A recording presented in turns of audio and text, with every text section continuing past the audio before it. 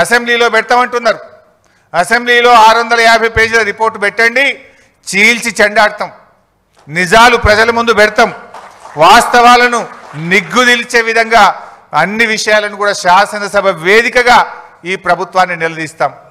ఎందుకంటే ఇప్పుడు ఆ విషయాలు నిజంగా కమిషన్ రిపోర్ట్లో ఉన్న విషయమా, కమిషన్లో లేనిది ప్రభుత్వం ఏమన్నా కల్పించి కొన్ని చెప్పిందా అనేటువంటిది తేలాల్సినటువంటి అవసరం ఉంది. ఎట్లా ఉందంటే నచ్చిన పేరాలు లీకులు, నచ్చని నాయకులు బాధ్యులు అన్నట్టు ఉంది. ఇప్పుడు 650 పేజీల్లో నచ్చిన పేరాలనే లీకులు చేసిండ్రు, నచ్చని నాయకులను బాధ్యులు చేసినట్టుగా నిన్న ప్రభుత్వం రిలీజ్ చేసిన రిపోర్టు కనబడతా ఉంది. ఎందుకంటే ఆ రిపోర్ట్ ఒకవేళ అదే నిజమైతే అది ఎట్లుందంటే కేంద్ర ప్రభుత్వాన్ని తప్పుపట్టినట్టుంది. కాళేశ్వరంకి అనుమతులు ఎవరు ఇచ్చిండ్రు? TAC technical advisory committee report is given by government of India, కేంద్ర ప్రభుత్వమే ఇచ్చింది.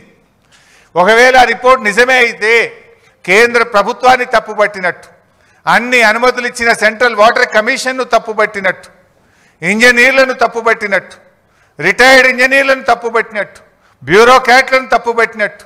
అంటే ఈ రకంగా అసలు రిపోర్టు ఒకవేళ ఇచ్చిందా లేదా తెలియదు, ఇచ్చుంటే మాత్రం అది ఒకవైపే చూసి ఒకవైపే విని ఒకవైపే నిలబడి ఇచ్చిన రిపోర్ట్ లాగా ఉంది.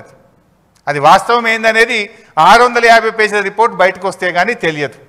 కానీ ఇప్పుడు ప్రభుత్వం బయట పెట్టిన దాన్ని బట్టి చూస్తే, ఆ రిపోర్టు చూస్తే అది నిజమైతే కమిషన్ ఒకవైపే చూసి ఒకవైపే విని ఒకవైపే నిలబడి ఇచ్చిన రిపోర్ట్ లాగా కనబడతా ఉంది.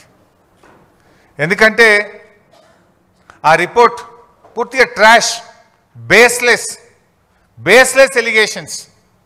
ఒక ముఖ్యమంత్రి గారు ఒక ప్రాజెక్టును రివ్యూ చేయడం ఆయన బాధ్యత, అది రాజకీయ జోక్యం ఎట్లయితుంది?